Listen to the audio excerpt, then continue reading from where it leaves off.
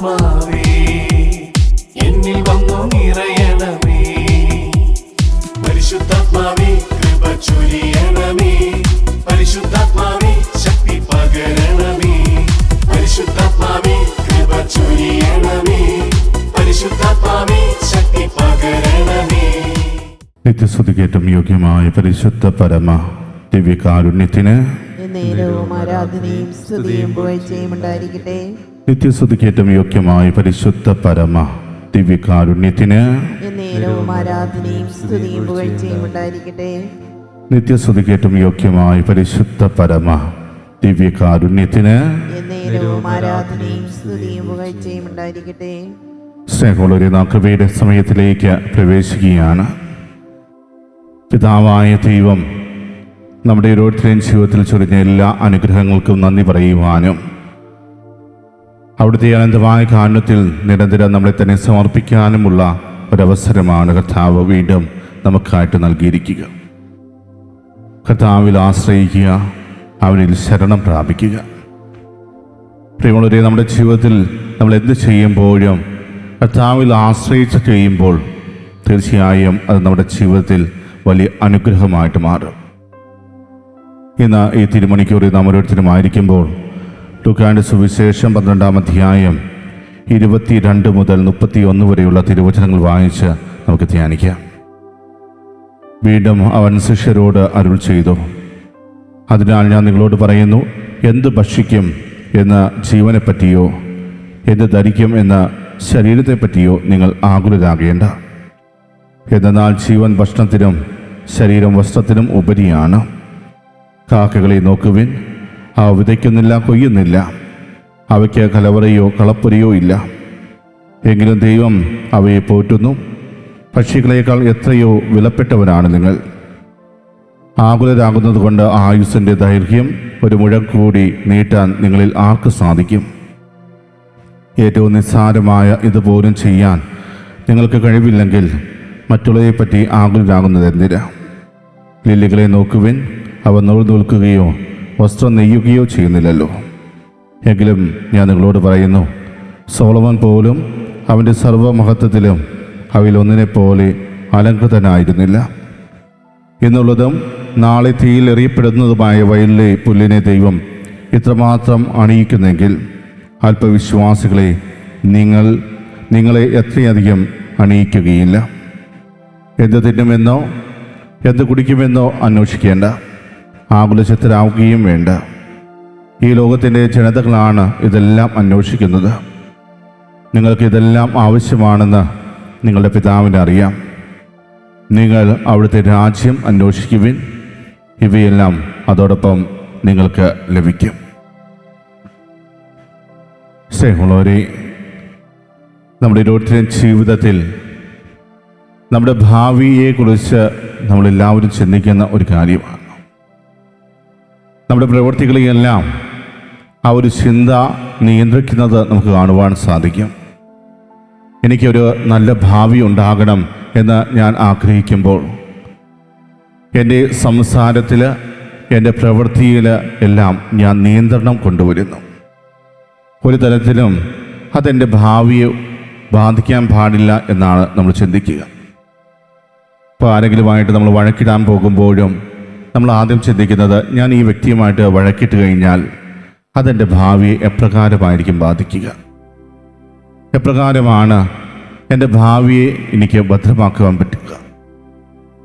ആ ഒരു ചിന്തകളും നമ്മളെ മുന്നോട്ട് നയിക്കുന്ന ഒന്നാണ്. എന്നാൽ നമ്മുടെ ഭാവിയെക്കുറിച്ച് നമ്മൾ കൂടുതലായി ആകുലരാകുന്നത് അതൊരിക്കലും ആരോഗ്യകരമായ ഒരു ചിന്തയല്ല എന്നാണ് വചനം പറയുക. എന്നാൽ ഭാവിയെ കരുതലോടെ കാണുന്നവർ തീർച്ചയായും അത് ആരോഗ്യപരമായ ഒരു ചിന്തയാണ്. എൻ്റെ ഭാവിക്ക് ഇതെല്ലാം ആവശ്യമാണ് എന്ന തിരിച്ചറിവിൽ നമ്മൾ ചെയ്യുന്ന ഓരോ കാര്യങ്ങളും. പ്രിയമുള്ളവർ, ഇന്നത്തെ സുവിശേഷത്തിൽ നമ്മൾ വായിച്ചു കേട്ടത് ഭാഗത്ത് കാക്കയെ ഉപമിക്കുന്നുണ്ട്, അതുപോലെ വയലിലെ ലില്ലിയെക്കുറിച്ച് പറയുന്നുണ്ട്. പക്ഷേ ഇതിനെല്ലാം എന്തുകൊണ്ടാണ് കർത്താവ് എടുത്തു കാണിക്കുന്നത്? ഈ പക്ഷികളെക്കാൾ കൂടുതൽ വിലയുള്ളവരാണ് നമ്മൾ ഓരോരുത്തരും. കാക്കയുടെ ഒരു പ്രത്യേകത എന്ന് പറയുന്നത് വളരെ ചെറുപ്പത്തിലെ തന്നെ അതിൻ്റെ കുഞ്ഞുങ്ങളെ അത് ഒഴിവാക്കും. പിന്നീട് ആ കുഞ്ഞ് വളർന്നു വരുന്നത് ദൈവത്തിൻ്റെ പരിപാലനയിലാണ്. ദൈവത്തിൻ്റെ കാരുണ്യം ലഭിക്കുന്നത് കൊണ്ട് മാത്രമാണ് ആ കുഞ്ഞിന് പിന്നീട് വളർന്നു വരുവാൻ സാധിക്കുക. കാരണം അത് തീരെ ചെറുതായിരിക്കുമ്പോൾ തന്നെ അതിൻ്റെ തള്ള കാക്ക അതിനെ ഉപേക്ഷിക്കുന്നു. വയലിലെ ലില്ലിയെക്കുറിച്ച് പറയുമ്പോഴും ഒരു ദിവസത്തേക്ക് മാത്രം ഭംഗിയുള്ള ഒന്നാണ് ആ ലില്ലിപ്പൂ. അടുത്ത ദിവസം അത് വാടിക്കരിഞ്ഞു പോകും. പക്ഷേ ആ ഒരു ദിവസം അത് നിൽക്കുമ്പോൾ ഒത്തിരിയേറെ ഭംഗി അതിന് ഉള്ളതായിട്ട് നമുക്ക് തോന്നും. അപ്പോൾ അതിനെപ്പോലും അതുപോലെ അലങ്കരിക്കുന്ന കർത്താവ് തീർച്ചയായും എല്ലാ സൃഷ്ടികളുടെയും മകുടമായി സൃഷ്ടിച്ച നമ്മളെ കാത്തു പരിപാലിക്കില്ലേ എന്നാണ് കർത്താവ് ചോദിക്കുക. പ്രിയമുള്ളവരെ, നമ്മുടെ ഭാവിയെക്കുറിച്ച് ഓർത്ത് അമിതമായി ആകുലപ്പെടാതിരിക്കുവാൻ കർത്താവ് നമ്മോട് ആവശ്യപ്പെടുന്നു. നമ്മൾ ജീവിക്കുമ്പോൾ നമ്മൾ മനസ്സിലാക്കുക, നമ്മളെ ഇന്നലകളിൽ നമ്മളെ നയിച്ചവൻ നമ്മുടെ കർത്താവാണ്. ഇന്ന് നമ്മളെ പരിപാലിക്കുന്നവരും നമ്മുടെ കർത്താവാണ്. നാളെ നമ്മുടെ കാര്യങ്ങളെല്ലാം ക്രമീകരിക്കുന്നതും നമ്മുടെ കർത്താവ് തന്നെയാണ്. അപ്പോൾ ആ കർത്താവിനെ ചോദ്യം ചെയ്യാതെ, ആ കർത്താവിൻ്റെ ശക്തിയെ പരീക്ഷിക്കാതെ നമ്മളെല്ലാവരും ചെയ്യേണ്ടത് ആ കർത്താവിൽ പൂർണ്ണമായി ശരണം പ്രാപിച്ചുകൊണ്ട്, ആ കർത്താവിലേക്ക് നമ്മളെ തന്നെ പൂർണ്ണമായി സമർപ്പിച്ചുകൊണ്ട് മുന്നോട്ട് പോവുക എന്നുള്ളതാണ്. നമ്മുടെ ഭാവി എന്തായി തീരുമെന്ന് ആകുലപ്പെടുമ്പോൾ നമ്മൾ അവിടെ നാളുകളെ നിയന്ത്രിക്കുവാൻ ശ്രമിക്കുകയാണ് ചെയ്യുന്നത്. ആ നാളുകൾ നമ്മുടെ ജീവിതത്തിലേക്ക് കടന്നു വരുമ്പോൾ അത് അതിൻ്റേതായ രീതിയിൽ നമ്മുടെ ജീവിതവുമായി പൊരുത്തപ്പെട്ടു പോകും. പക്ഷേ ഇവിടെ നമ്മൾ എന്താണ് ചെയ്യുന്നത്? നമ്മുടെ നാളെയെ കുറിച്ച് കൂടുതലായി ആകുലപ്പെട്ടുകൊണ്ട് അതിനെ നമ്മുടെ നിയന്ത്രണത്തിൽ കൊണ്ടുവരുവാൻ നമ്മൾ പരിശ്രമിക്കുന്നു.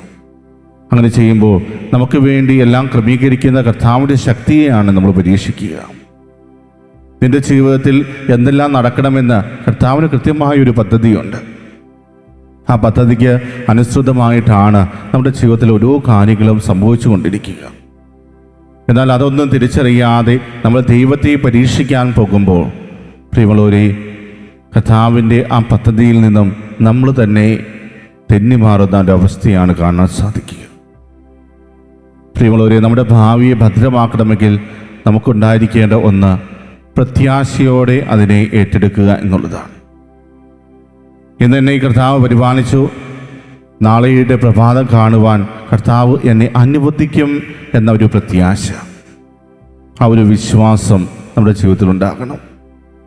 ഇനി അതിന് സാധിച്ചില്ലെങ്കിൽ കൂടി ഇന്ന് എനിക്ക് എപ്രകാരം എൻ്റെ ദൈവത്തെ മഹത്വപ്പെടുത്താൻ സാധിക്കും, എൻ്റെ ദൈവത്തിൻ്റെ ഹിതത്തിന് എത്രമാത്രം പ്രാധാന്യം കൽപ്പിക്കാൻ ഇന്ന് എനിക്ക് സാധിക്കും, അവൻ്റെ പദ്ധതി അനുസരിച്ചാണോ ഞാൻ എൻ്റെ ജീവിതത്തെ മുന്നോട്ട് കൊണ്ടുപോകുന്നത്, അതെല്ലാം കൃത്യമായിട്ട് മനസ്സിലാക്കുവാനുള്ള ഒരു അവസരം കൂടിയാണ് കർത്താവ് ഇന്നത്തെ സുവിശേഷത്തിലൂടെ നമുക്ക് നൽകുക.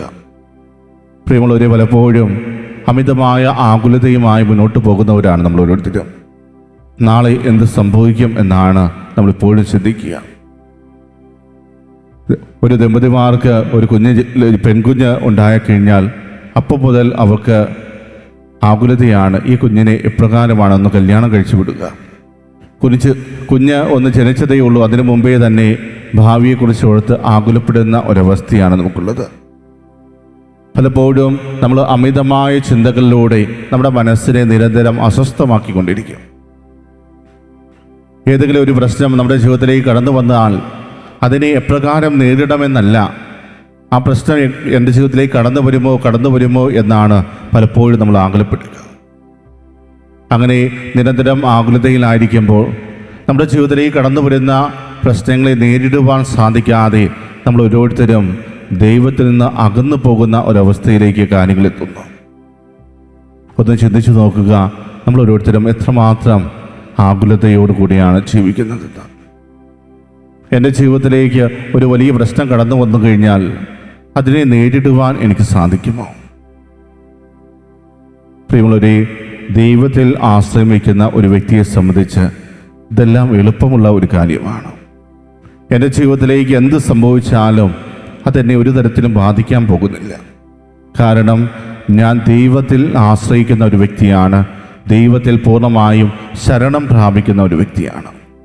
അങ്ങനെയുള്ള എന്നെ ഒരു ശക്തിക്കും തോൽപ്പിക്കാൻ സാധിക്കില്ല എന്ന ഉറച്ച വിശ്വാസം നമുക്കുണ്ടായിരിക്കണം. നമ്മൾ വായിച്ചു കേട്ട വചനഭാഗത്തിലൂടെ യേശു സംസാരിക്കുന്നത് തൻ്റെ ശിഷ്യന്മാരോടാണ്. അവരോട് ഓരോ കാര്യങ്ങൾ പറഞ്ഞു കൊടുക്കുമ്പോൾ പ്രിയമുള്ളവരെ, അവരെന്താണ്? യേശുവിന് വേണ്ടി എല്ലാം ഉപേക്ഷിച്ചവരാണ്. ആ ശിഷ്യന്മാരിൽ പോലും ചിലരുണ്ടായിരുന്നു തങ്ങളുടെ ഭാവി എന്തായിരിക്കുമെന്ന് ചിന്തിച്ചവർ. എല്ലാം ഉപേക്ഷിച്ച് നിന്നെ അനുഗമിച്ചവരാണ്. ഇനി ഞങ്ങളുടെ ജീവിതത്തിൽ എന്ത് എന്നൊരു ചോദ്യം പല ശിഷ്യന്മാരുടെ ജീവിതത്തിലും ഉണ്ടായിരുന്നു. അതുകൊണ്ട് യേശുവിൻ്റെ അടുക്കൽ പലതരത്തിലും തങ്ങളുടെ സംശയങ്ങൾ ഉന്നയിക്കുന്ന ശിഷ്യന്മാരെ നമുക്ക് കാണുവാൻ സാധിക്കും. അതേസമയം മറ്റു ചിലരെന്താണ് ചിന്തിച്ചത്? തങ്ങളുടെ സമ്പത്ത് കൊണ്ട് ഭാവിയെ എങ്ങനെ ഭദ്രമാക്കാം, തങ്ങളുടെ കുടുംബങ്ങളെ എങ്ങനെ ഭദ്രമാക്കാം, അവർക്ക് ആവശ്യമായ സമ്പത്ത് കുന്നുകൂട്ടുന്നതിൽ മാത്രമാണ് അവർ ശ്രദ്ധ പതിപ്പിക്കുന്നത്. ആത്മീയമായി വളരുന്നതിനെക്കുറിച്ച് അവർ ചിന്തിക്കുന്നില്ല. എങ്ങനെ കൂടുതൽ സമ്പാദിക്കാം എന്ന് മാത്രമാണ് അവർ ആകുലപ്പെടുന്നത്. അതേസമയം ഒത്തിരിയേറെ സമ്പത്തുള്ള വ്യക്തികൾ എന്താണ്? ഇതെങ്ങനെ പരിപാലിക്കാം എന്നാണ് അവർ ചിന്തിക്കുന്നത്. തങ്ങൾക്കുള്ള സമ്പത്തും അതുപോലെ മറ്റ് കഴിവുകളും എങ്ങനെ പരിപാലിച്ച് മുന്നോട്ട് കൊണ്ടുപോകാൻ സാധിക്കും. അതേസമയം അതില്ലാത്തവരെന്താണ് ചിന്തിക്കുന്നത്? എങ്ങനെ ഇതെല്ലാം നേടിയെടുക്കാൻ സാധിക്കുമെന്നാണ്. അതേസമയം യേശുവിൻ്റെ ശിഷ്യന്മാർ തങ്ങൾക്കുണ്ടായിരുന്നത് പോലും ഉപേക്ഷിച്ച് യേശുവിനെ അനുഗമിച്ചവരാണ്. എങ്കിലും അവരുടെ ഇടയിൽ പതിയെ പതിയെ ഈ ലോകത്തിൻ്റെതായ ചിന്തകൾ കടന്നു വരുന്നു എന്ന് തിരിച്ചറിഞ്ഞപ്പോൾ യേശു തൻ്റെ ശിഷ്യന്മാരോട് പറഞ്ഞ കാര്യമാണ്, എന്ത് ഭക്ഷിക്കും എന്ന ജീവനെപ്പറ്റിയോ എന്ത് ധരിക്കും എന്ന ശരീരത്തെ പറ്റിയോ നിങ്ങൾ ആകുലരാകണ്ട. എന്നാൽ ജീവൻ ഭക്ഷണത്തിലും ശരീരം വസ്ത്രത്തിലും ഉപരിയാണ്. അതിനുശേഷമാണ് കാക്കകളെക്കുറിച്ചും വയലിലെ ലില്ലിയെക്കുറിച്ചും കർത്താവ് അവരോട് പറഞ്ഞു കൊടുക്കുന്നത്. ഇതിൽ നിന്നെല്ലാം കർത്താവ് അവരുടെ മുമ്പിൽ സ്ഥാപിക്കുവാൻ പരിശ്രമിച്ചത് എന്താണ്? നിങ്ങൾ ഇവയേക്കാൾ വിലപ്പെട്ടവരാണ്. പ്രിയമുള്ളവരെ, കർത്താവിൻ്റെ സന്നിധിയിൽ നമ്മൾ ഓരോരുത്തരും വിലപ്പെട്ടവരാണ്. പലതരത്തിലുള്ള കോട്ടങ്ങൾ നമ്മുടെ ജീവിതത്തിലുണ്ടാകാം. പലപ്പോഴും നമ്മൾ പരാജയപ്പെട്ടു പോയിട്ടുണ്ടാകാം. പല അവസരങ്ങളിലും എന്താണ് ഞാൻ ചെയ്യേണ്ടത് എന്ന് പോലും അറിയാതെ നിന്നു പോകുന്ന നിമിഷങ്ങൾ നമ്മുടെ ജീവിതത്തിലുണ്ടാകാം. പക്ഷേ അവിടെയെല്ലാം നമ്മൾ മനസ്സിലാക്കേണ്ട ഒരു കാര്യം, ഈ ലോകവസ്തുക്കളേക്കാൾ മൂല്യം നിനക്കുണ്ട്. നിനക്ക് വേണ്ടിയാണ് കർത്താവ് ഇതെല്ലാം സൃഷ്ടിച്ചിട്ടുള്ളത്. നിന്നെ സൃഷ്ടിച്ച കർത്താവിന് നിന്റെ ജീവിതത്തിൽ എന്താണ് ആവശ്യമെന്ന് കൃത്യമായിട്ട് മനസ്സിലാക്കാൻ സാധിക്കുന്നുണ്ട്. നിന്റെ ജീവിതത്തിലെ ആവശ്യങ്ങൾ കൃത്യമായ സമയത്ത് അവൻ നിറവേറ്റി തരുന്നുണ്ട്. അപ്പോഴും വീണ്ടും എന്തിനാണ് നീ ആകുലപ്പെടുന്നത്? എന്തിനു വേണ്ടിയാണ് നിരന്തരം നീ നിന്നെ തന്നെ ഒരു ആകുലതയിലൂടെ കടത്തിവിടുന്നത്? അങ്ങനെ ചെയ്യുമ്പോൾ നീ എന്താണ് ചെയ്യുന്നത്? നിന്നെ സൃഷ്ടിച്ച നിന്റെ ദൈവത്തിൻ്റെ ശക്തിയെ പരീക്ഷിക്കുകയാണ്. നിന്നെ സൃഷ്ടിച്ച നിന്റെ ദൈവത്തെ നീ പൂർണ്ണമായി മനസ്സിലാക്കാതെ പോവുകയാണ്. കാരണം നമ്മളെ കരുതുന്ന കർത്താവ് നമ്മുടെ ആവശ്യങ്ങളിൽ എപ്പോഴും ശ്രദ്ധ പതിപ്പിക്കുന്നവരാണ് എന്ന് തിരിച്ചറിയുക. കർത്താവ് അതോടൊപ്പം തൻ്റെ ശിഷ്യന്മാരോട് പറയുന്ന ഒരു കാര്യമുണ്ട്. ഈ ലോകത്തിൻ്റെ ജനതകളാണ് ഇതെല്ലാം അന്വേഷിക്കുന്നത്. നിങ്ങൾക്ക് ഇതെല്ലാം ആവശ്യമാണെന്ന് നിങ്ങളുടെ പിതാവിനറിയാം. നിങ്ങൾ ആവശ്യമില്ലാതെ ആകുലതകളിലൂടെ കടന്നു പോകേണ്ട ആവശ്യമില്ല. നിങ്ങളുടെ ജീവിതത്തിൽ നിങ്ങൾക്ക് എന്താണ് ആവശ്യമെന്ന് നിങ്ങളുടെ പിതാവിന് അറിയാം എന്ന് കർത്താവ് പറയുമ്പോൾ കർത്താവ് നൽകുന്ന ഒരു അഷ്വറൻസ് ഉണ്ട്. അത് ഇപ്രകാരമാണ്: നിങ്ങൾ അവിടുത്തെ രാജ്യം അന്വേഷിക്കുവിൻ, ഇവയെല്ലാം അതോടൊപ്പം നിങ്ങൾക്ക് ലഭിക്കും. നിങ്ങൾ ചെയ്യേണ്ടത് ഒന്ന് മാത്രമാണ്, നിങ്ങൾ അവിടുത്തെ രാജ്യം അന്വേഷിക്കുക. പിന്നീട് നിന്റെ ജീവിതത്തിലേക്ക് ആവശ്യമായതെല്ലാം നിന്റെ ജീവിതത്തോട് കൂട്ടിച്ചേർക്കുന്ന കർത്താവിനെ നിനക്ക് അനുഭവിക്കാൻ സാധിക്കും. അതിനാൽ പ്രിയമുള്ളവരെ, ഇന്ന് ഈ ദിവികാന്യനാഥന്റെ സന്നിധിയിലായിരിക്കുമ്പോൾ നമ്മൾ കർത്താവിൻ്റെ രാജ്യമാണോ അന്വേഷിക്കുന്നത്? അതോ നമ്മുടെ തന്നെ നേട്ടങ്ങൾക്ക് വേണ്ടി ഓരോ കാര്യങ്ങളെക്കുറിച്ച് ചിന്തിക്കുന്നവരാണോ നമ്മൾ ഓരോരുത്തരും? കർത്താവിനെ അന്വേഷിക്കുവാൻ മടി കാണിക്കുന്നവരാണ് നമ്മൾ. കർത്താവിനോട് ചേർന്നായിരിക്കുവാൻ ആഗ്രഹിക്കുന്ന ഒരു വ്യക്തിയാണോ ഞാൻ? കർത്താവിൻ്റെ സന്നിധിയിൽ അല്പസമയം ഇരിക്കുന്നതോടൊപ്പം തന്നെ കർത്താവെ ഇതുവരെ ചെയ്ത എല്ലാ അനുഗ്രഹങ്ങൾക്കും നന്ദി പറയുന്ന ഒരു വ്യക്തിയാണോ? ഒന്ന് ചിന്തിച്ച് നോക്കുക. നിന്റെ ജീവിതത്തിലെ എല്ലാ കാര്യങ്ങളും നിന്റെ കഴിവുകൊണ്ട് നീ നേടിയെടുത്ത ഒന്നാണോ? നിന്റെ യോഗ്യതകൾ കൊണ്ട് നിനക്ക് നൽകപ്പെട്ട ഒന്നാണോ അത്? അതോ കർത്താവ് അവിടുത്തെ അനന്തമായ ദയയാൽ നിന്റെ ജീവിതത്തിലേക്ക് നൽകിയ ദാനങ്ങളാണോ അതെല്ലാം? പ്രിയമുള്ളവരെ, അതെല്ലാം കർത്താവ് നമുക്ക് വേണ്ടി ഒരുക്കി നൽകുന്നുണ്ടെങ്കിൽ അവിടുന്ന് നമ്മളെ ഓരോരുത്തരെയും അതിയായി സ്നേഹിക്കുന്നു. അവിടുന്ന് നമ്മളെ ഓരോരുത്തരെയും ഒത്തിരിയേറെ പ്രാധാന്യത്തോടെ നോക്കിക്കാണുന്നു. നിന്റെ ജീവിതത്തിൽ നിനക്കുള്ള മൂല്യം എന്താണെന്ന് തിരിച്ചറിയണമെന്ന് കർത്താവ് ഇതിലൂടെ ആഗ്രഹിക്കുന്നുണ്ട്. അതിനാൽ പ്രിയമുള്ളവരെ, നമ്മുടെ മൂല്യം എന്താണെന്ന് മനസ്സിലാക്കി കർത്താവിന് നന്ദി പറഞ്ഞുകൊണ്ട് നമ്മുടെ ഭാവി ജീവിതത്തെ ഓർത്ത് ആകുലപ്പെടാതെ പൂർണ്ണമായും കർത്താവിൻ്റെ കരങ്ങളിലേക്ക് നമ്മളെ സമർപ്പിച്ചുകൊണ്ട് കർത്താവെ എന്നെ മുന്നോട്ട് നയിക്കണമേ എന്ന് നമുക്ക് ആത്മാർത്ഥമായിട്ട് പ്രാർത്ഥിക്കാം. കർത്താവ് നമ്മുടെ ഓരോരുത്തരുടെയും ജീവിതത്തിൽ വലിയ അനുഗ്രഹങ്ങൾ വർഷിച്ചിട്ടുണ്ട്. നാളെയെക്കുറിച്ച് ഓർത്ത് ആകുലപ്പെടാതെ നല്ല ഭാവിയെക്കുറിച്ച് ഓർത്ത് കരുതലോടെ ജീവിക്കുന്നവരായിട്ട് നമുക്ക് മാറാം. ആകുലരായിട്ട് ജീവിക്കുന്നതിനേക്കാൾ ഉപരിയായി കരുതലോടെ ജീവിക്കുന്നവരെയാണ് കർത്താവ് ഏറ്റെടുക്കുന്നത്. എൻ്റെ ജീവിതത്തിൽ കർത്താവിൻ്റെ കരുണ അനുഭവിക്കുവാൻ തക്ക വിധം ഞാനെല്ലാം ക്രമീകരിക്കും എന്ന ബോധ്യത്തോടെ കർത്താവ് എൻ്റെ ജീവിതത്തിൽ നിരന്തരം പ്രവർത്തിക്കും എന്ന പ്രത്യാശയോടെ നമുക്ക് കർത്താവിൻ്റെ ആശീർവാദം ഏറ്റുവാങ്ങാം.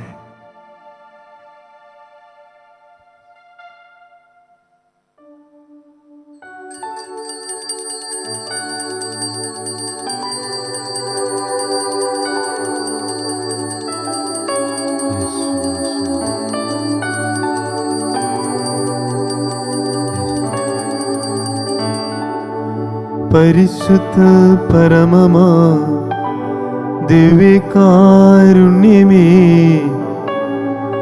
എന്നുമെന്നും അങ്ങേക്കാരാധന. പരിശുദ്ധ പരമമാ ദിവ്യകാരുണ്യമേ, എന്നുമെന്നും അങ്ങേക്കാരാധന. പരിശുദ്ധ പരമമാ ദിവ്യകാരുണ്യമേ, എന്നുമെന്നും അങ്ങേക്കാരാധന.